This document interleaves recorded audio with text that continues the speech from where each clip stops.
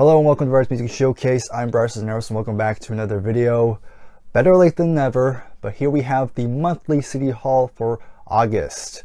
Sorry for the delay. I haven't been feeling well these past couple days, and as of recording this, I'm still not quite 100%, but I think I am well enough to record this, so hopefully you've been looking forward to this. And I'll be honest, this month was kind of a slow one in terms of collecting, because I only was able to pick up 15 albums today, which again, not a lot, definitely a lot lower than what I usually get, but there's some pretty good stuff here and I'm looking forward to showcase them here for you. So if you love these monthly CD haul videos, please give this a like, subscribe if you're new. If you want to support the channel, check out the Patreon page. And apparently YouTube has a new hype thing going on, so I guess hype the video, get this video more popularity, I guess. I'm not 100% sure how it works, but you can look around and you might find it. But anyway, without further ado, let's just jump right into it. We're kicking off the CD haul with some thrash metal. We have Anthrax, Spreading the Disease. It's been a long time since I've picked up an Anthrax CD. I've only had one other, I believe it's called Among the Living, and that's usually seen as one of their, if not their best album, but usually people cite this one as pretty good too. And I agree. It's a really great thrash metal album. Again, Anthrax, they are part of the big four, but they're usually not really talked about as highly or not really talked about as much. But I still really dig their sound. I really like the lead singer, Joe. I think it was Joey. What's his name? Joey. Starts with a B. I'll look it up. Don't worry. Joe Belladonna. That's his name. I really like his vocal style.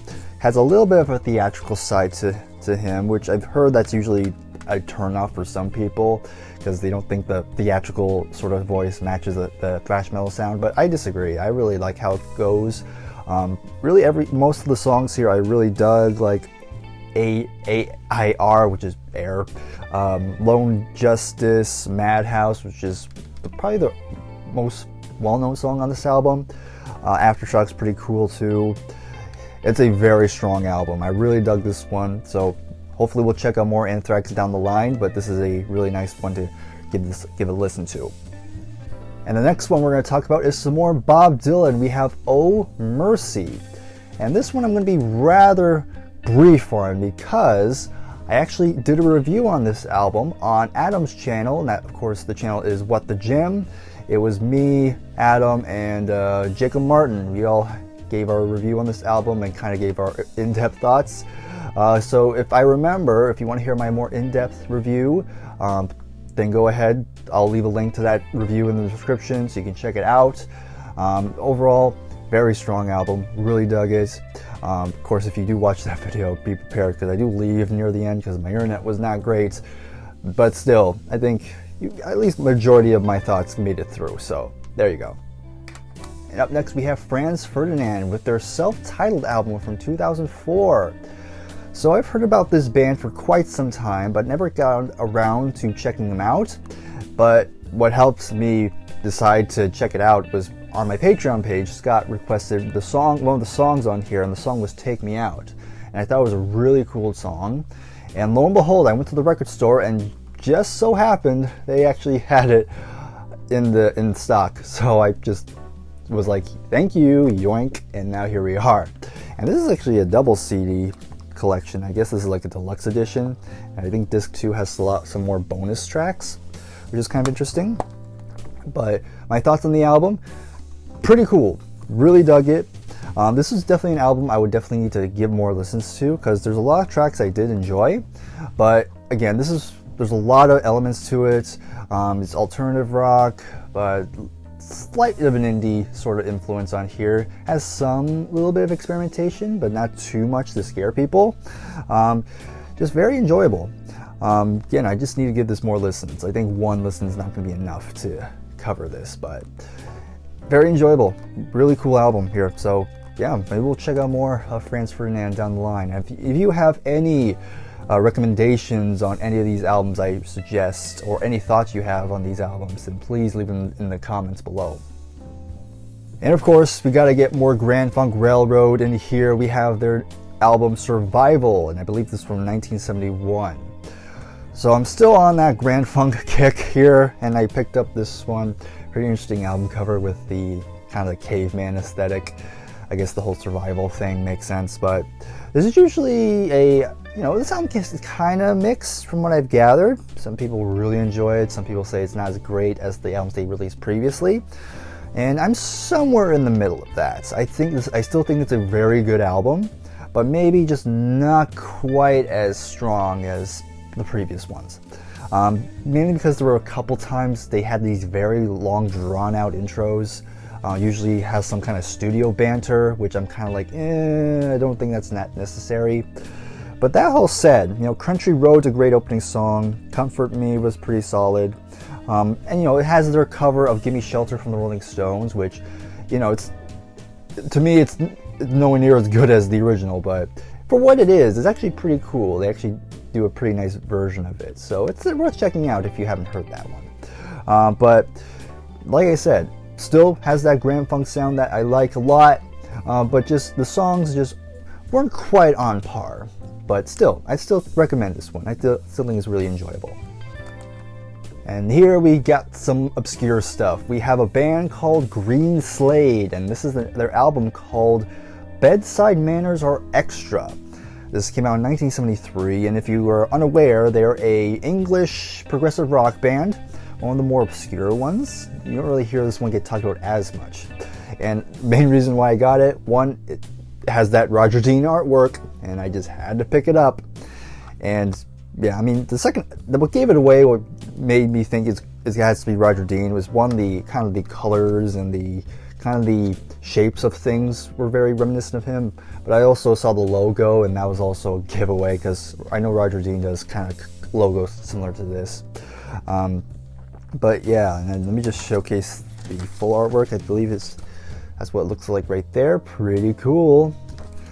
And same thing goes for this album. Again, it's very interesting. It's another one of those albums you probably need to listen to a couple more times, because it's not really as immediate as some of the big prog bands out there. But there's some really cool vibes on this. Some really nice playing on here. And the production's pretty good too. There's really nothing that I didn't like about it, but that's the kind of thing what you get with these like non-echelon prog bands, is that they're not going to be as, like I said, they were not going to hit you as quick, but definitely a nice one to revisit, because I feel like if you give it more chances, like you'll pick up other things that you probably missed the first time. Not always the case, but we'll see if this one is one of those. So I definitely want to check out more Green Slade. Plus, I like green, so there you go. And here we have a compilation. Here is Joy Division, and this is called Substance, 1977 to 1980. So this was pretty lucky of me to pick this one up, because this is a compilation of, you have some of their more popular songs. You have Love Will Tear Us Apart, of course, and then you have She's Lost Control, but then there's a lot of songs that didn't make it on albums, like Transmission, Digital, and Atmosphere is another song that didn't make it on an album. But you also have some more early stuff, like there's a song called Warsaw, which harkens back to the early days when they were called Warsaw. So you get a lot of interesting songs in here. A good collection. I know there's another compilations that deal with, songs from EPs or singles or stuff in that nature, just kind of showcasing the band's kind of full history before they slowly were starting to gain momentum. But of course, we all know the story of how that went. But very happy I was able to pick it up. Again, I'm a huge Joy Division fan, so always cool to get more songs from them. So not much to say there, but again, if you're a Joy Division fan, that's kind of mandatory. You definitely need to get that. And then we have King's X, and this album is called Out of the Silent Planet. I believe it's their debut album, if I'm not mistaken. I know I looked it up a while ago, but it's been a bit. But yeah, I picked up more King's X because I really enjoyed the last one I picked up. I believe it's called Gretchen Goes to Nebraska, if that's the title of it. And you're probably wondering why is the price sticker still on it? Well, because I haven't quite fixed it yet. It is broken, and I haven't gotten around to getting a new cover for it, but I will fix it at some point down the line. but for now, this is what we have right now. But yeah, King's X. I think I might prefer this album over Gretchen, if I'm going to be honest. I think this one kind of hits me a little bit more. I think the songs are a lot more concise, because the songs aren't too long. There's no, it's like 3, 4, 5 minutes each track. So pretty nice introductory, I think would have been a better one for me. But I really do dig their sound. They're definitely more on the progressive metal side of things. But I like their guitars on this one. The vocals are pretty solid. But I think it's a pretty interesting band. Again, they're a band that hasn't quite clicked fully yet, but I feel like the more listens I give, then it should come in pretty clear. So we'll see how that goes. So I will still continue this journey here. And then we have Kiss with Dynasty, another pretty divisive album in their discography, because of course you have the big hit song I Was Made for Loving You, which is where they started taking influence from disco. I know some Kiss fans probably don't like that song, but me, I love the track. It's one of my favorite Kiss songs, actually. It's just a good catchy number, just a good like upbeat, does give you movement, get you moving a little bit, if you know what I mean. But yeah, it's a great song, and it opens the album, so it starts on a good note. And the rest of the album is actually pretty good. I actually really enjoy this album. You have 20,000 Man, which is great. Sure Know Something, Charisma, Magic Touch, X-Ray Eyes, Save Your Love. It's a pretty good Kiss album. Of course, it's not fully a disco album. There's definitely songs that definitely have elements of it, but still has a good hard rocking edge to it, which is of course the big thing with Kiss. But I think they kind of pulled it off pretty well. So again, not sure where most Kiss fans stand on this, but if you're a Kiss fan, let me know your thoughts on this one. Definitely curious on that one. What? I picked up more rap? Yes, I did. We have Kendrick Lamar with GNX. So Kendrick Lamar is an artist I've been meaning to check out for quite some time. Main reasons because there was that whole Kendrick Lamar versus Drake thing, and honestly I was on Kendrick's side the entire time, and the song Not Like Us is what kind of made me want to check out his stuff, because I really do like that song. And also his Super Bowl performance was also what sparked intrigue for me. So I picked up this. It's his latest album, and I really had a good time with this one.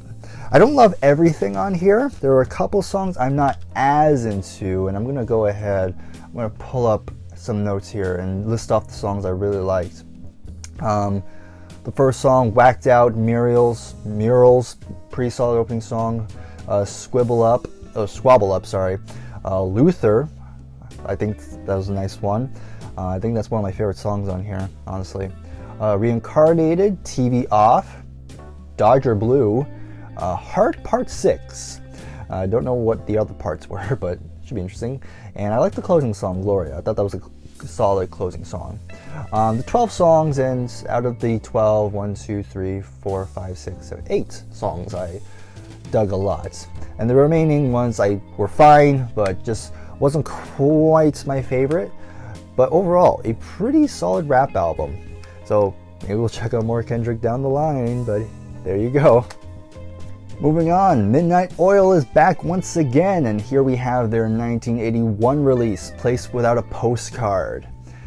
Very fortunate to pick up a good chunk of Midnight Oil now, so I believe now I got the debut up to their 1990 release, Blue Sky Mining. So pretty good chunk. And plus, I also have Breathe, but that's still my least favorite. But this is another strong album in discography. This was kind of that middle period where they're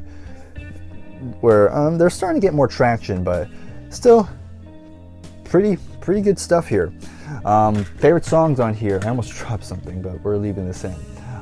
Don't Want to Be the One, good opening song. Brave Faces, Armistice Day, which of course if you're Australian you probably know that more than me. Basement Flat, Written in the Heart. Let me see how you say this one. Quilella, Holiday, something like that.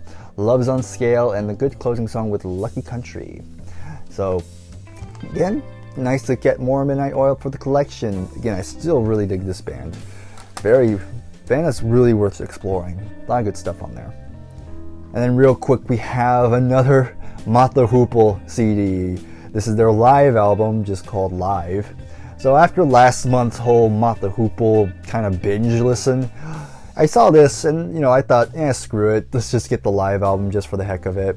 So the songs included, you have All the Way from Memphis, Sucker, Rest in Peace, All the Young Dudes, Walking with the Mountain, Sweet Angeline, Rose, and then you have a little medley with Jerkin Crocus, One of the Boys, Rock and Roll Queen, Get Back, Shake, whole lot of shaking going on, and Violence.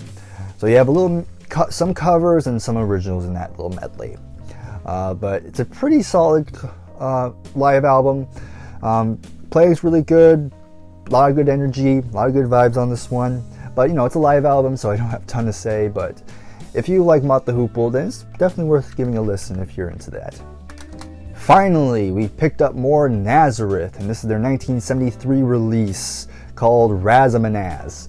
And very fortunate, they tell you how to pronounce it with how they separate each kind of syllable, or not syllable, but section of the word.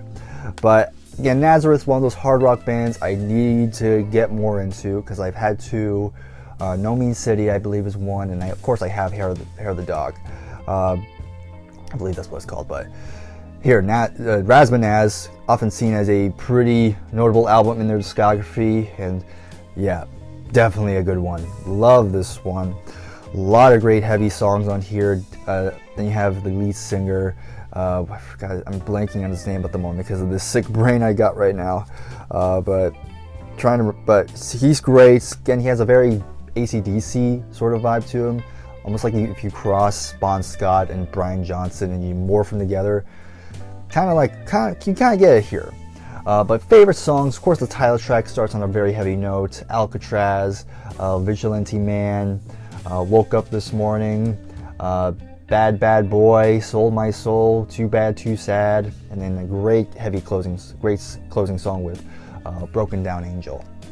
So definitely an album to check out if you like 70s hard rock. I talked about Joy Division a bit ago, but here's the band that kind of came from the ashes of Joy Division. We have New Order, Power, Corruption, and Lies. You're right. So New Order is an interesting band for me because I do like them, but again, I'm more of the Joy Division fan, and I hear New Order and I'm like, there's something missing. Like, I like it, but maybe because Ian Curtis to me is a better singer than Bernard Sumner, and so that's kind of maybe the point. That's kind of what I'm kind of having trouble with. But I don't mind it. It's not terrible, but it's just that if I had to choose which band I would prefer, I usually just stick with Joy Division. But New Order do have some good songs, and this is a pretty good album. Probably my favorite album from what I've heard from them so far. Favorite song? Of course, the first song is going to be Age of Consent. I think it's a great song. Love the keyboard playing on that one, and the bass work too. We All Stand was good. The Village, Your Silent Face, and track 8, Leave Me Alone, was pretty good.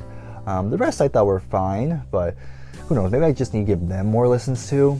But what's cool is that disc 2 has some bonus songs, and one of the bonus songs is probably the most well-known song, that's Blue Monday. It's cool that the back cover is has a little nod to it. But yeah, it's a pretty strong album.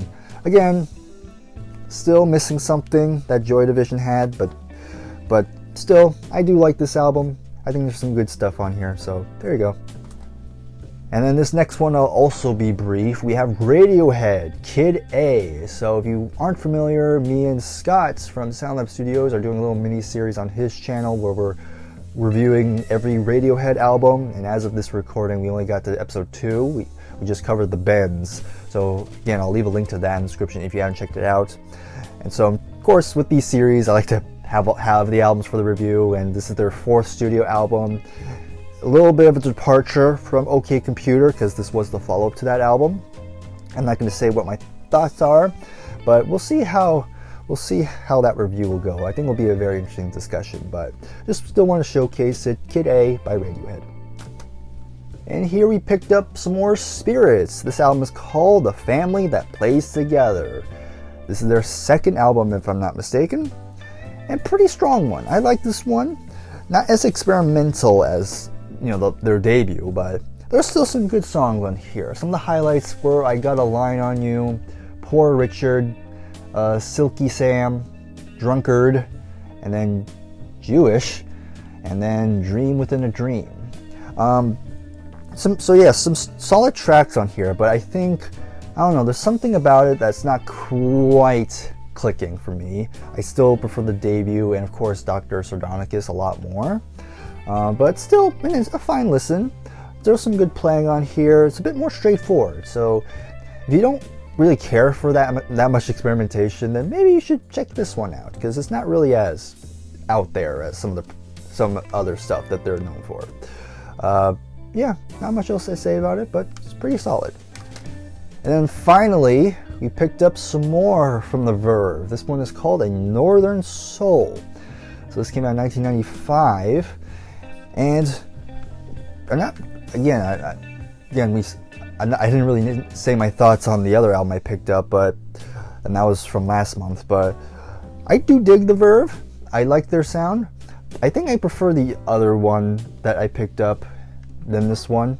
Still a solid album. There's still a bit that psychedelic kind of blend they're doing with their Britpop sound. There's some good songs I liked. Songs that were pretty good were A New Decade, This Is Music, On Your Own, Drive You Home, History, Life's an Ocean, and Stormy Clouds.